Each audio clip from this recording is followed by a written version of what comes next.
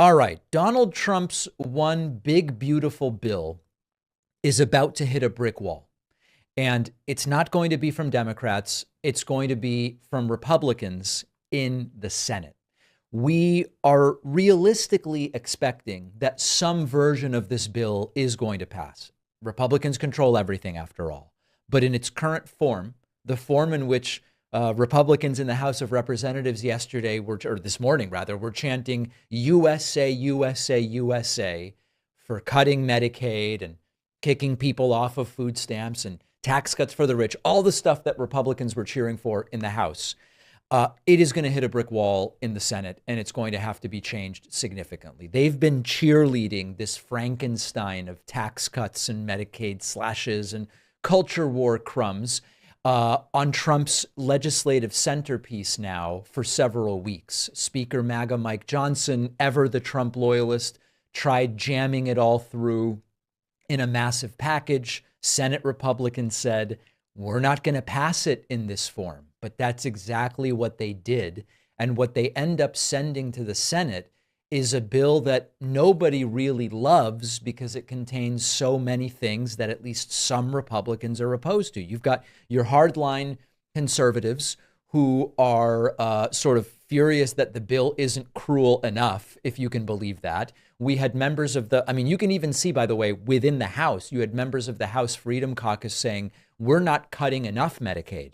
We're not cutting enough nutritional assistance. The bill is way lighter than it actually is supposed to be. Sort of like, if we could starve the poor a little more, I would like it much more. You've got moderates who don't like this bill because of the huge increase to the salt deduction cap, which disproportionately is something that in the 2017 version of Trump's taxes, it disproportionately hurt blue state liberals who live in blue states with higher or income taxes or higher income taxes. It helps blue state homeowners to raise the salt cap. And there are some Republicans that don't like that. And so you've got aspects of this bill that all sorts of different elements of the Republican Party don't really like. And so MAGA Mike Johnson gets his temporary pseudo victory. But remember that passing something in the House doesn't make it the law. It now has to go through the Senate. And it is extraordinarily unlikely, dare I say impossible, that the Senate is going to go for this thing in anything approximating this form. An interesting aspect to this is that on the one hand, you could say, well, Trump is in control of his party because he was able to jam this thing through.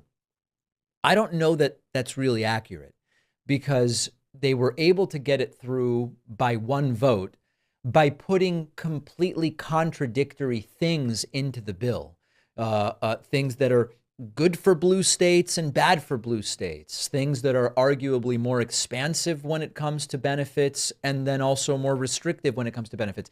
It's a completely incoherent bill that got amendment after amendment after amendment appended to the end just to secure votes, but it's just not going to work in the Senate. And that could be a disaster for Donald Trump.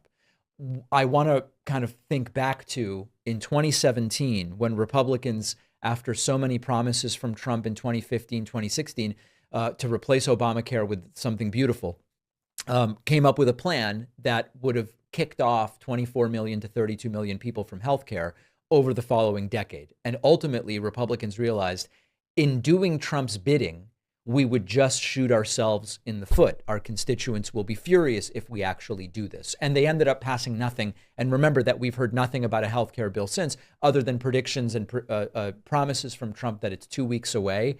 It never has been.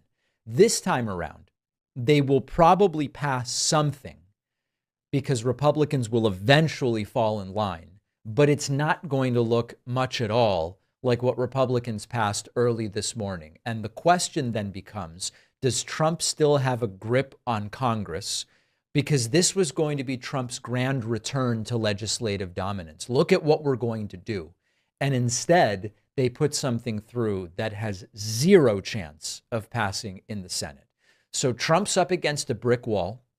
Would he rather pass something, even if it's barely resembling what he originally wanted? Or is it better in some way to end up passing nothing at all and blaming a few so-called rhinos. I don't know, but he is up against a real problem. Let me know what you think is going to be the ultimate result here.